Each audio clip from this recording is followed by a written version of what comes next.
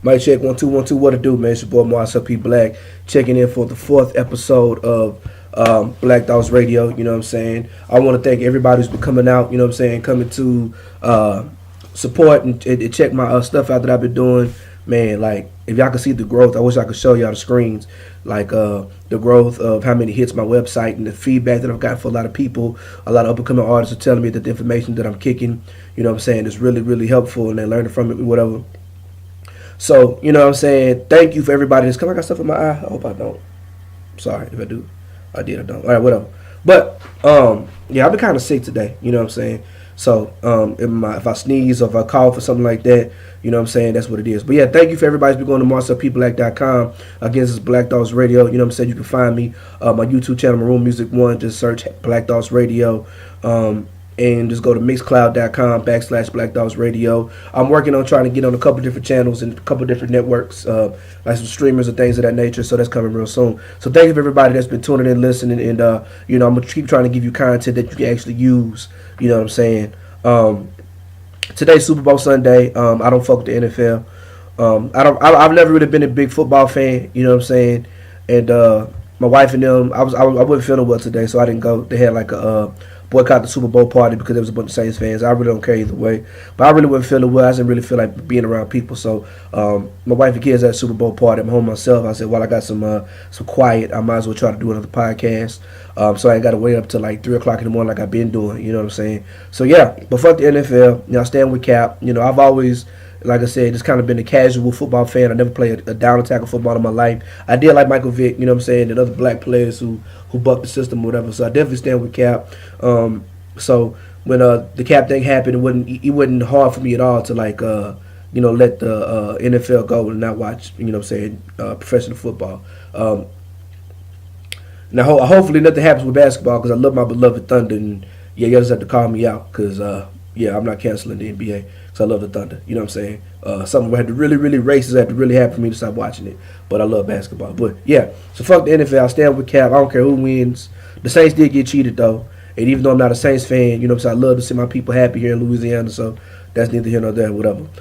So look, before I go into that Happy Black History Month, you know what I'm saying, I've been trying to do this thing to where I support black businesses and black clothing brands as much as I possibly can. So today, in this podcast, I'm wearing a piece of Paris. You can't see the full shirt or whatever.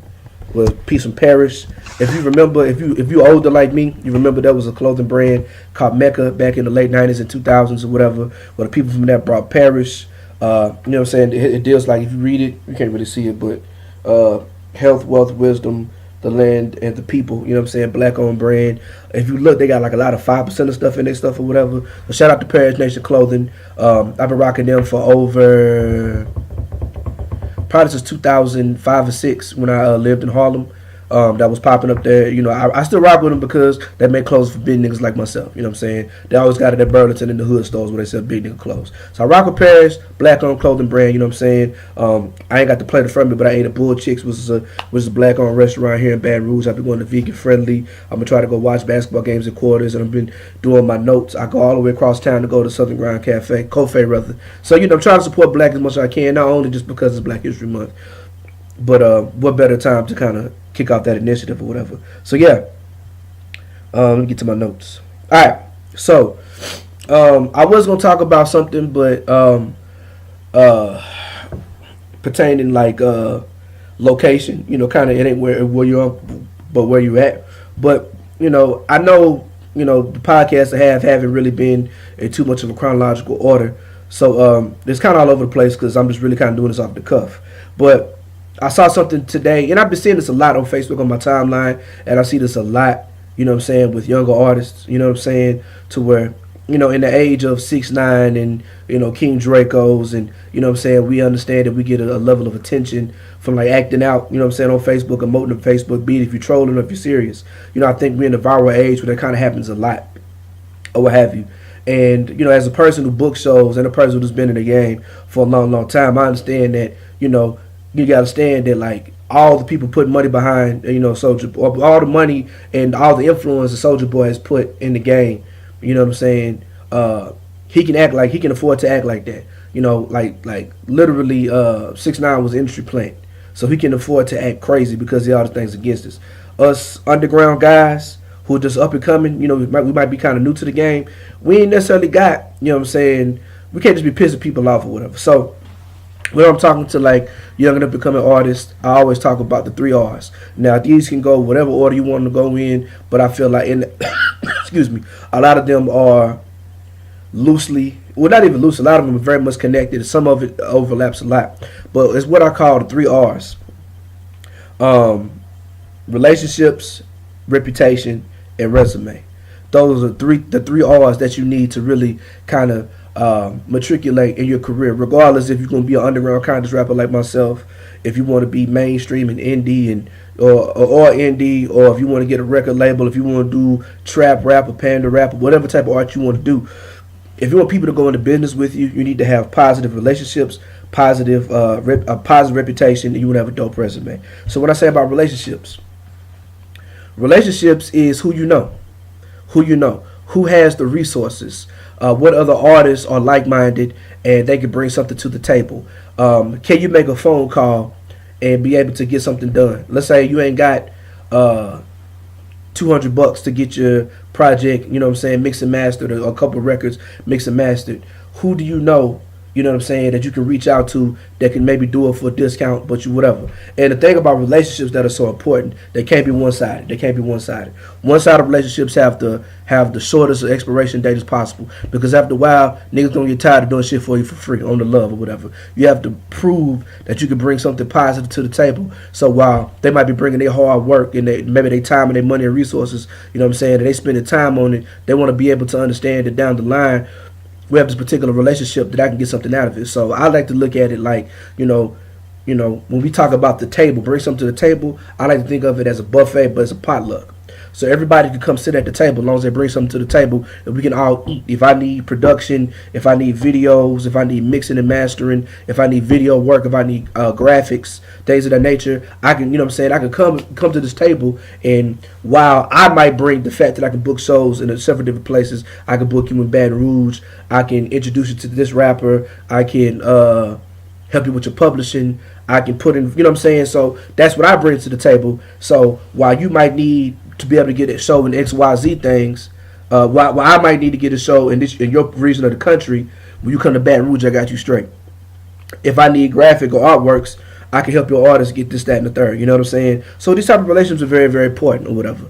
So, remaining in good standing with people who can help you matriculate your career is like super, super, super duper important. It ain't about kissing ass. It ain't about kissing the ring. It ain't about buying and paying nothing. It's about working yourself to where you have something tangible to bring to the table that someone else can benefit from. You know what I'm saying? That's the most important thing. You have to have something to give something. You got to bring ass and whip ass. You know what I'm saying? So it's important that, you have these relationships with people. There's certain people who I can make a phone call to and I can get things popping, little to no charge, if any. And certain people who call me, they already know it ain't even about no money or nothing. If I fuck with you, I fuck with you, and I got you, and I'm gonna take care of you. You know what I'm saying? I often lend my resources to people just because I'm one of them old school niggas and I just believe in the culture. Shout out to uppercuts. Y'all been kind of scruffy, so I finally got a haircut. It ain't really brushed because I just got up out the bed or whatever, but I'm not looking scruffy as I was, and I ain't feel like putting on a hat or whatever.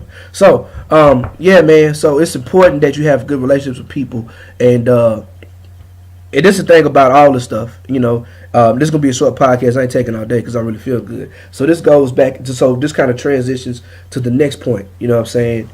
Reputation. Let me tell you something, man. If niggas don't fuck with you, it's a wrap. If people don't like you as a person, it's a wrap.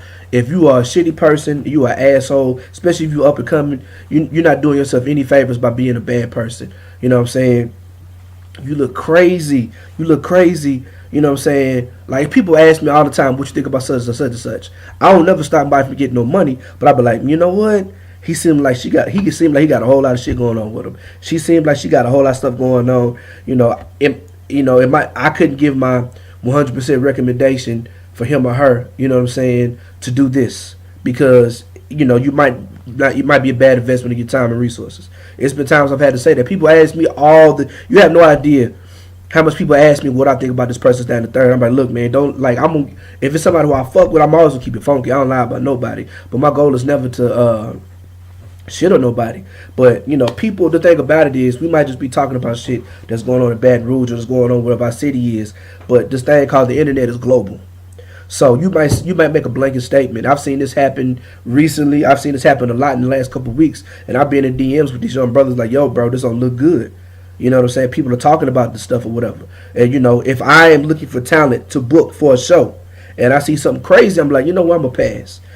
Or if I see, I'm looking at your timeline and you posting naked girls twerking on Facebook and this, that, and the third, you talking about, you know, just talking about crazy stuff, you know, or if I look up and see that, you know, you know, people are complaining about you. It's kind of like a Yelp review, you know what I'm saying? If people are complaining about you, you know what I'm saying, being a professional or, you know, rapping over vocals or whatever you want to be, like, nobody's going to fuck with you, you know what I'm saying? So it goes back to relationships, but your reputation, you know what I'm saying, on the other end of the spectrum.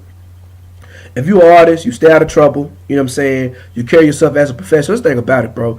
It's so easy for people to make music and kind of be out here as a quote-unquote rapper that a lot of people don't understand. You know, you don't necessarily have to be a professional to do it. You can have an amateur and reap some of the benefits of some people who've been doing it for a long time. So I've been in the game. I ain't saying I've been in the game, but I've been making music and putting music out for a long time. A person can put his first tape up on the exact same iTunes, you know what I'm saying, Tidal, Spotify, streamers tomorrow, you know what I'm saying, and have it right next to mine or anybody else. You can go on Tidal and have your stuff on the same streamers as Jay-Z, you know, who's been in the game for almost 30 years. You know what I'm saying? So you don't necessarily got to be professional to do this, but that doesn't mean that you have to carry yourself. You know what I'm saying? You have to be a full-time artist to be a full-time professional. So what you want to do, you want to show up to these shows on time. You feel me? Excuse me. Yeah, excuse me, bro. That's super gross, but it is what it is.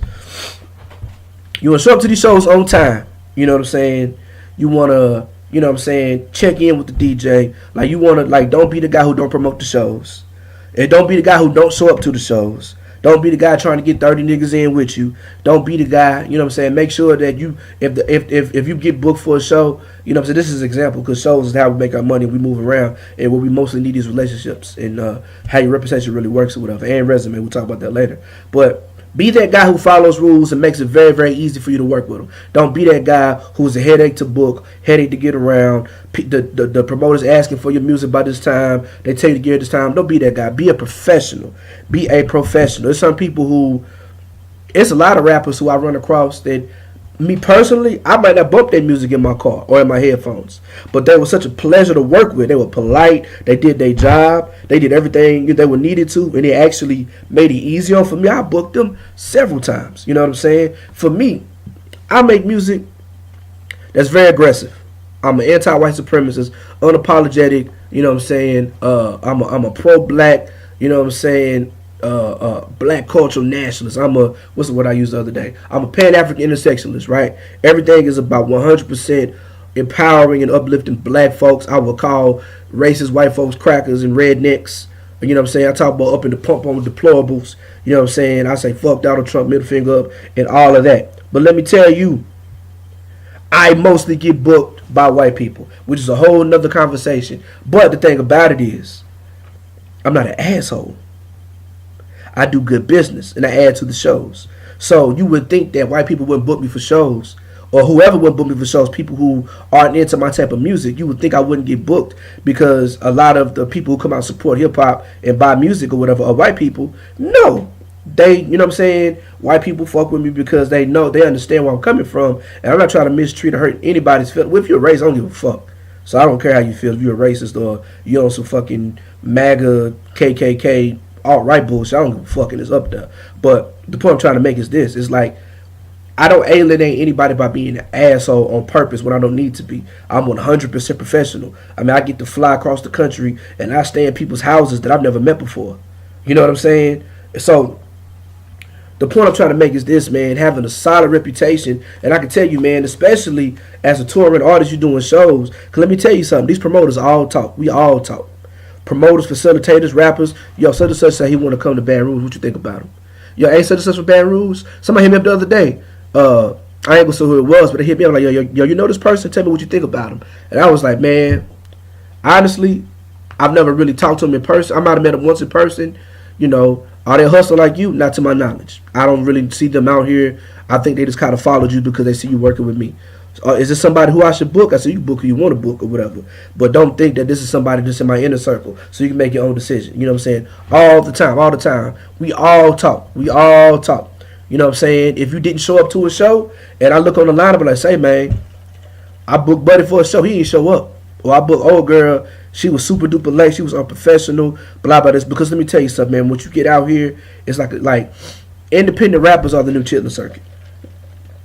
We are the new chitlin circuit. So, you know what I'm saying? It's less about the venues that certain artists used to go through. You know what I'm saying? Now it's the artists who got the plugs and the connections or whatever. And we take care of each other. So I've been able to do a whole lot of stuff because I'm connected because of the relationships, you know what I'm saying, with certain artists and have a good reputation. They can speak on my behalf. So the worst thing you can do, I see this, is get into a full out beef online.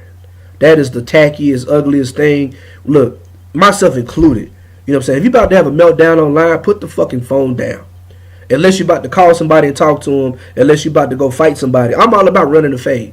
You know what I'm saying? If you really got a beef with me or whatever, and it ain't about no, you know, if people want to battle rap, I don't do that or whatever. But if you want to battle rap and trade things on wax or whatever to see who's the better rapper, that's one thing. I ain't really got time for that.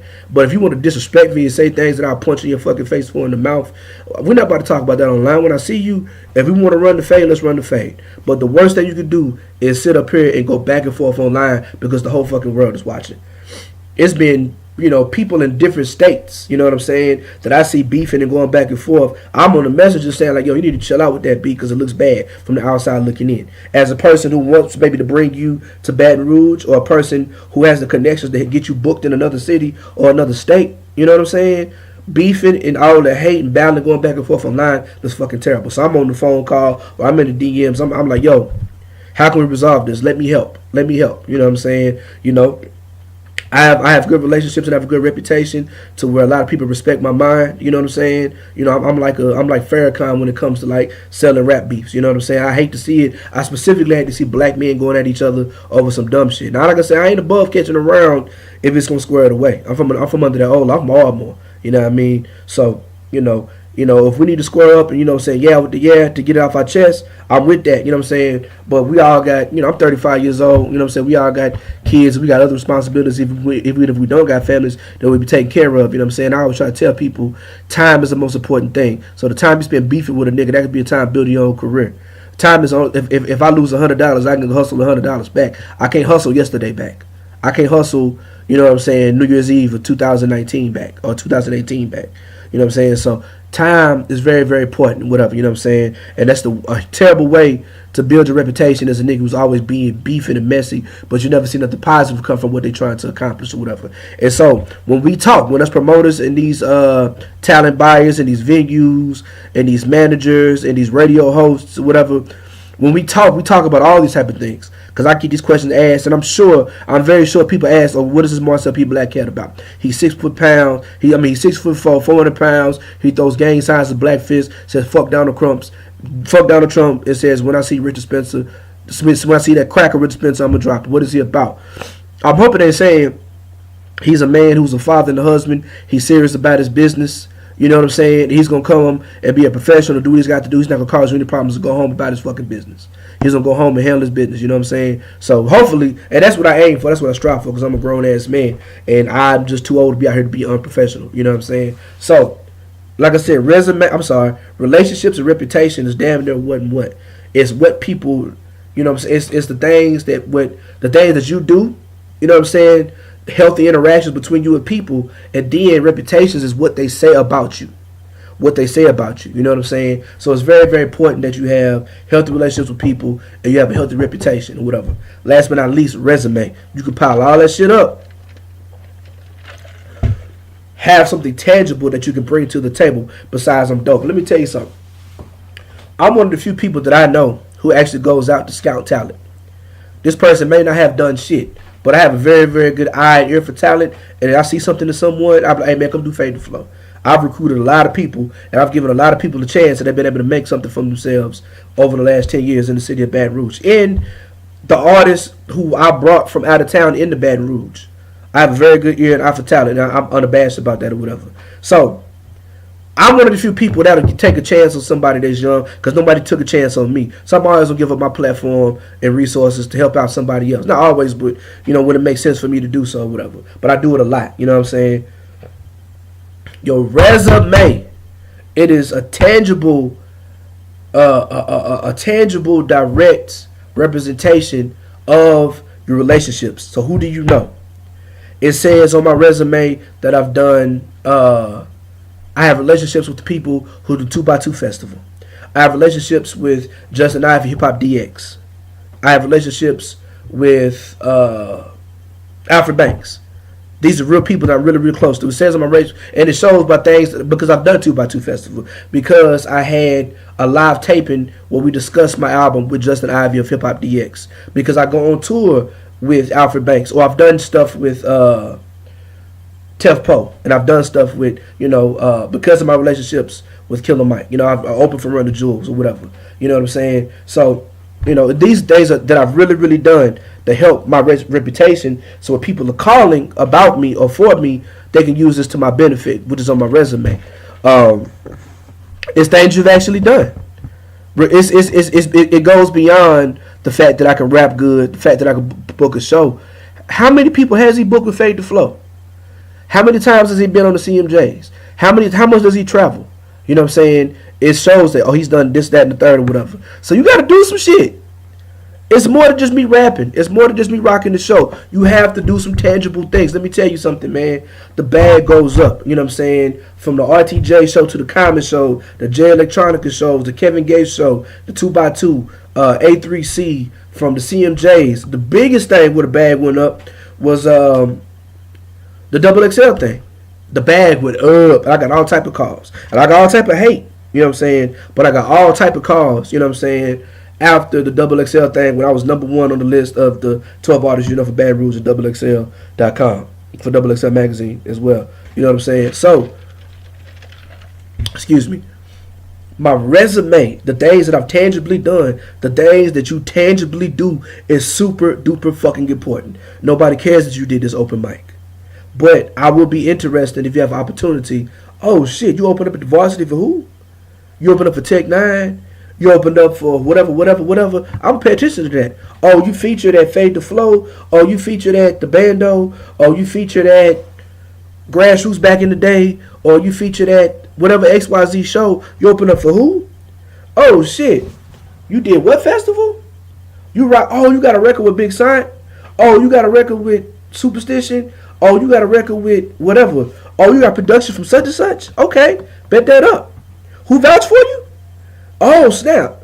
Justin Ivy gave you a good review? Like, that's what we look for. When we trying to Google your name, we're trying to see what you've done. We're looking at your social media, and we're trying to see what you've done. Your Twitter, Instagram. Damn, you took this picture. You did a show in California. You was in front of like 1,000 people. Oh, you really getting it. You got to do the fucking work. It's way, way, way more than just get up here and rapping. You have to do the fucking work. Plain and simple. There's no getting around the shit. You have to do the work to make sure you get what you want to go.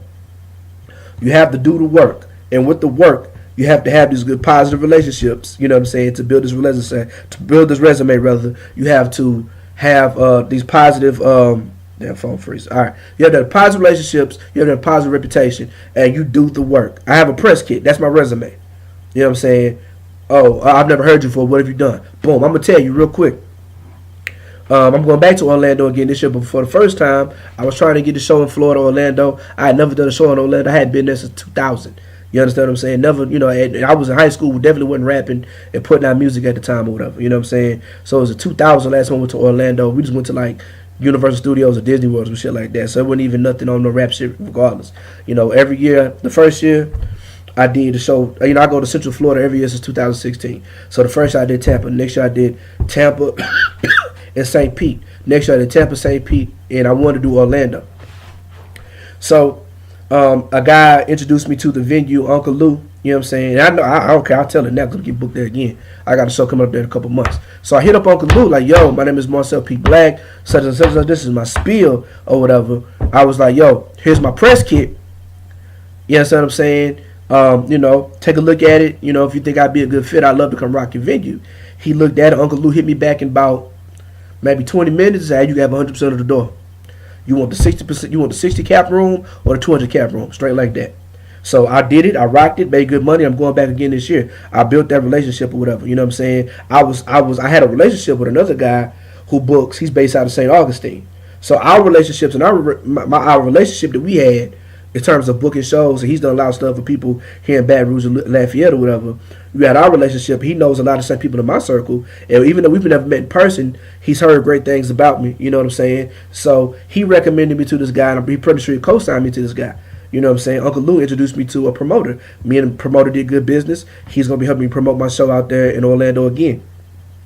So, but he looked at my resume. That's what convinced him to see that, okay, this guy has enough draw. He's done enough that he's going to be able to do something. I mean, I often go to cities that I've never been to before in my life. You know what I'm saying? I've never been to San Francisco, but I'm going for the first time based off of relationships, resume, and reputation. You know what I'm saying? I'm off the headliner shows in cities that I've never been to before, so I don't necessarily may not have the draw because, of course, I've never been performed here before. But the promoter sees my resume, you know what I'm saying, and he understands that this is a guy who's professional, he's real deal, and such co-signed him. He has a relationship with this person, so it will be a benefit to bring him to my venue and rock out or whatever. You know what I'm saying? And this is my career. This is my career. You know what I'm saying? Especially if you want to try to get people to manage you or represent you. You know what I'm saying? You gotta be solid in those areas. You know what I'm saying? So relationships, reputation, and resume, the 3 R's, they all go together. I mean, I definitely glance over it a lot, but I'm not trying to take too much time with it. As always, please do me a favor. If you have any questions, you can comment, below, you know what I'm saying, the box on MarcelPBlack.com. You know what I'm saying? I'm going to have it up on Facebook. I have it up on my website probably tomorrow around lunchtime or whatever. It's like I said, Super Bowl Sunday, so Monday it'll be up or whatever. Like I said, go to YouTube, comment on YouTube, youtube.com/Maroon Music 1, or go to Mixcloud /Black Dogs Radio. Of course, MarcelPBlack.com. If you want to stream my music, buy any type of merchandise, watch videos, go to MarcelPBlack.bandcamp.com. I'm Marcel P. Black on all streamers. I'm blessed, man. I'm flying out to San Francisco for the first time, you know what I'm saying, on Wednesday. I'm rocking out with my homegirl, Brianna, you know what I'm saying, with Backseat Productions, you know what I'm saying, be rocking out with the homeboy Jay lately, Leon the Guy, you know what I'm saying, rocking with Clear Soul Forces, and then that's San Jose, on Wednesday. Thursday, I'll be in San Francisco, you know what I'm saying, with Clear Soul Forces and Leon the Guy, Manny Draper plus more, you know what I'm saying. So that's what I got going on. The EP is coming in March. Just kind of had to push a couple things back to take care of home or whatever, but it's all coming real soon or whatever. Y'all just make sure, man, you know what I'm saying, y'all understand how important having a positive relationships with people, having positive reputation, and a dope resume chock full of dope shit. That's what's going to get you that bag. You know what I'm saying? Not rants and raves and ridiculousness and ratchetness. It's resumes, relationships, and I said it wrong. Relationships, reputation, and resumes. Marcel P. Black, I'm out. This Black Dogs Radio. I apologize for kind of stumbling. I'm not really feeling that well. If you heard some snifflings and stuff, things of that nature, I apologize. But and we still working, you know what I'm saying, on getting the light and all that stuff together. It's a process. Then I'm willing to engage head on. I just need y'all to keep listening and keep watching and just keep supporting. You know what I'm saying? Allah Mahabe, freedom.